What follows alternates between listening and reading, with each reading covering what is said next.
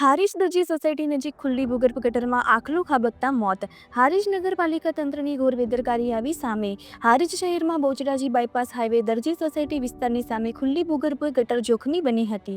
ખુલ્લી ગટરોને લઈ અનેકવાર વાહન અકસ્માતોની ઘટનાઓ પણ બનવા પામી છે. ત્યારે હારીજ બેચરાજી બાયપાસ રોડ દરજી સોસાયટીની બહાર ખુલ્લી ભૂગર્ભ ગટરમાં રાત્રે દરમિયાન આખલો ખાબક્યો હતો. લાંબો સમય વીતતા ગુગળામણ થતા ભૂગર્ભ ગટરના ચેમ્બરમાં આખલાનું મોત નીપજ્યું હતું.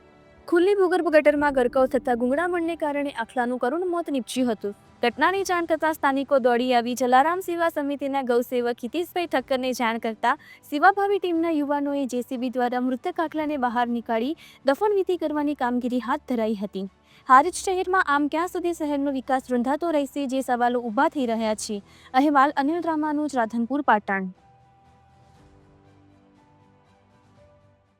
ઘોર દરકારી છે બે એમાં આખલું હેડે આવતે અંદર પડી ગયું. ઢોકણું ખુલ્લું રહેવાથી આજે આખલું પડ્યું, કાલ કોઈ મોડા પડી જાય એની કોણ જવાબદારી રાખશે? વારંવાર ગટરો ઉભરાય, ઢોકણો ખુલ્લા હોય, કોઈ તપાસ નથી. અને તમે આ તમારા વિસ્તાર નજીક જ જોવા મળી રહ્યું છે કે અહીંયા ગટરનું પાણી પણ ઉભરાયેલું છે. સામે અમારે ગટર જોઈ લો તમે, આખો દાડો 24 કલાક ગટર ઉભરાય છે.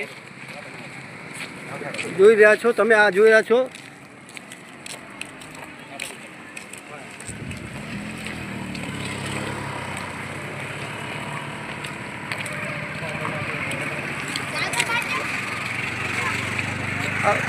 આ ગટરનું પાણી કેટલા ટાઈમથી ભરાયેલું છે?